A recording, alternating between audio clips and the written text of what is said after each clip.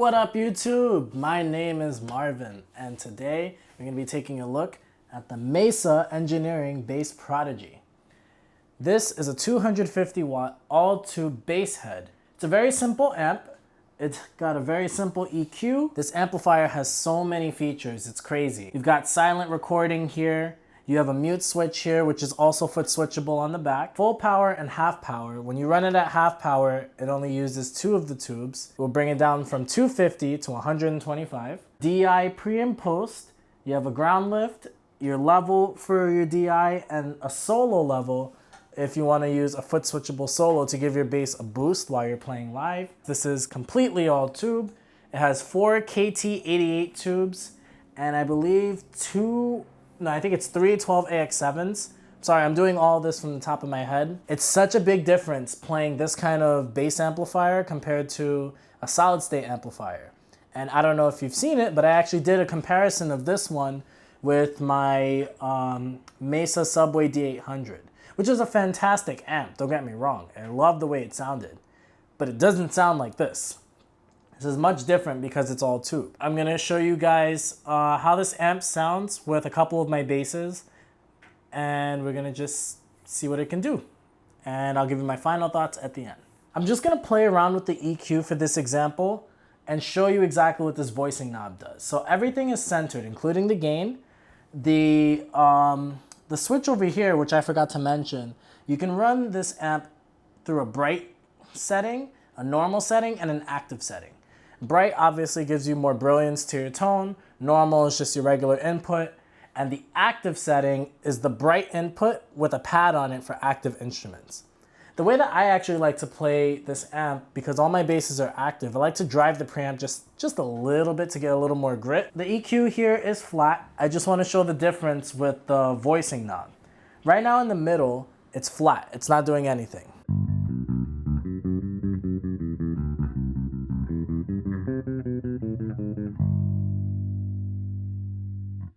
So we're gonna move it over to voice 1, which I think accentuates more low mids. The voicing knob in itself is gonna cut your mids regardless of what you do, but it does it in a different way depending on the voice. So voice 1 and 2 I think is more to boost the lows, and voice 4 and 5 is to boost the highs. And voice 3, like I said, is completely flat. So this is voice 1 right now.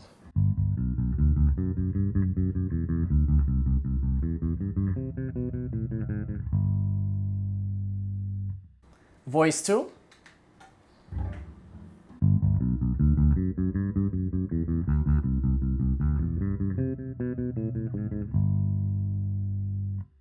Flat again, just so you can compare.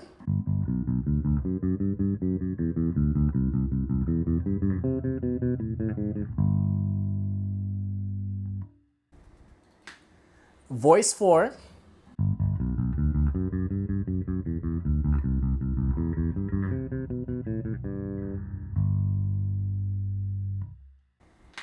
Voice 5.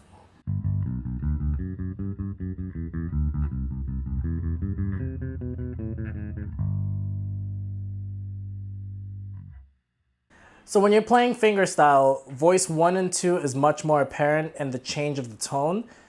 I don't know if you hear it, there's a slight difference in voice 4 and 5, but you hear it much more when you play slap.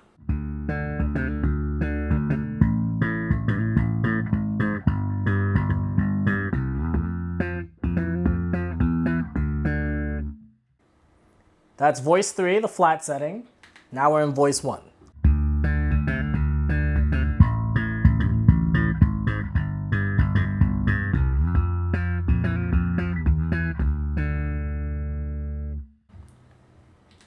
Voice 2.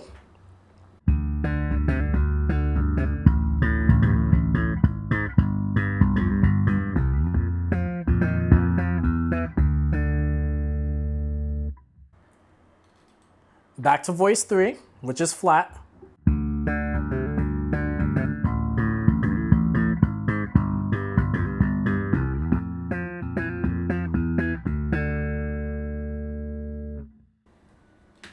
Voice 4.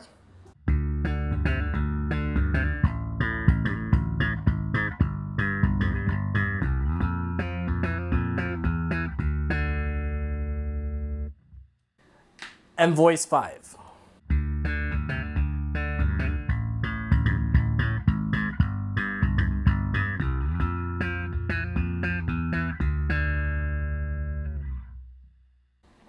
So as you can hear, it's a little more apparent when you're slapping. There's much more of that biting, not biting, but more like the high end that comes out of this amp. It doesn't have too much high end. But remember, we are still on the normal setting. So if I switch it to bright, let's say I go to that same voicing, I'm in voice 5.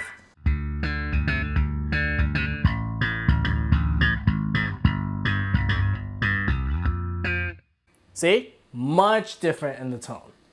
So this is really good because you can customize and tailor really finely, like how, like obviously everybody's basses are different and they sound different. And the amplifier is going to react to that, but you have a lot of control in how it reacts to that. So if you have a dull sounding instrument and you need some more brightness, you've got it there. If you have a bright sounding instrument and you want more dullness or, you know, just oomph, you got it there too. So that's wonderful. For me personally, I actually like to stay in the normal setting, and I actually prefer voices 1 and 2. The cool thing about this amp, and this is how Mesa describes it, the way that you're actually supposed to EQ this is that you're supposed to have everything at noon. You pick the voicing setting that you like, so you play it through the 5 settings and find what's closest to what you like, and then you tailor it based with the rest of the EQ. So you find your favorite voicing and you add a little bit more bass, maybe cut out some mids or whatever. And I like the way that they set it up like that because it's very simple to use. You don't have to sit there twiddling with a lot of settings, because just at 12, the amplifier sounds amazing.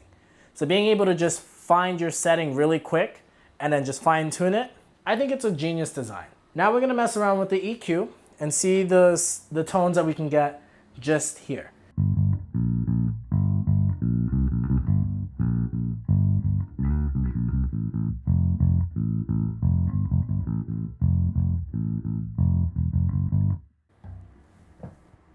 Let's pull the gain down.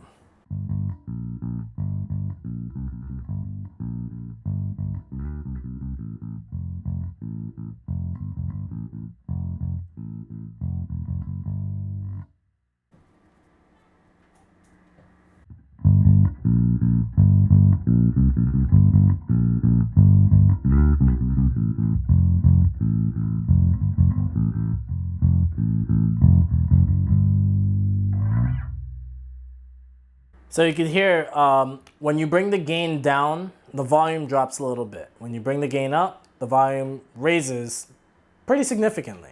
I'm gonna bring up the gain, but I'm gonna play a little bit lighter just so you can see how gainy it gets.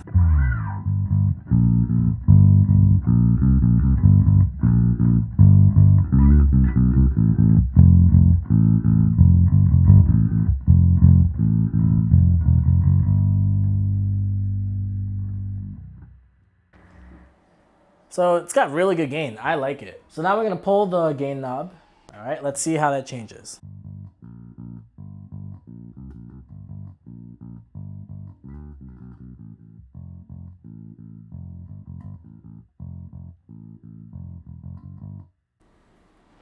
Halfway.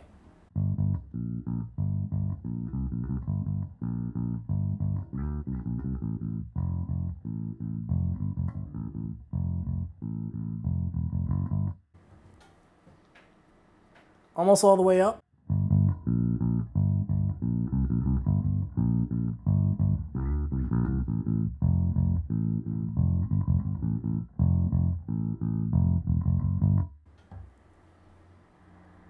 And really high up.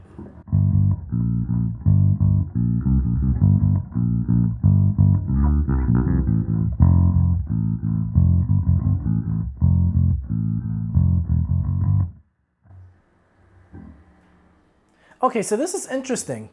On the amplifier itself, it says pull boost, which I would think is a gain boost, but it's actually less gain when you pull it out. It's much cleaner and more classic minded, you could say. It's just much cleaner. But it definitely gives you more gain. Like there's more overall input level, you know, but it's just not as gritty. So check this out.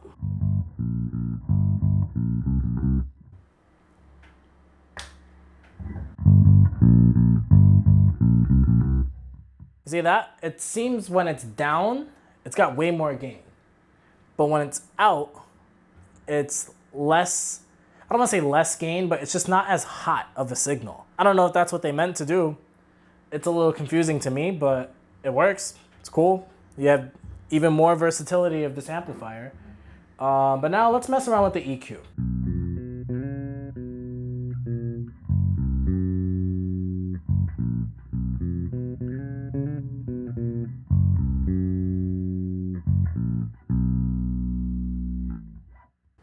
That's nice. Let's cut the bass a little bit. Let's see what happens if we add some mids. Cut the treble. Let's try that.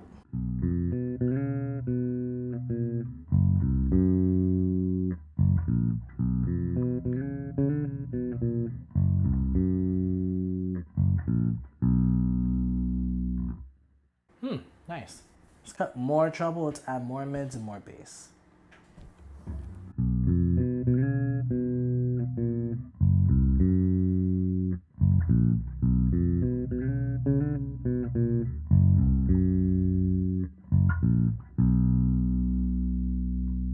Now what I'm gonna do, I'm just gonna play, I'm gonna set this the way I personally like to play my amp and just try it out with different basses. So you can hear how it sounds and I'll give you my final thoughts in the end.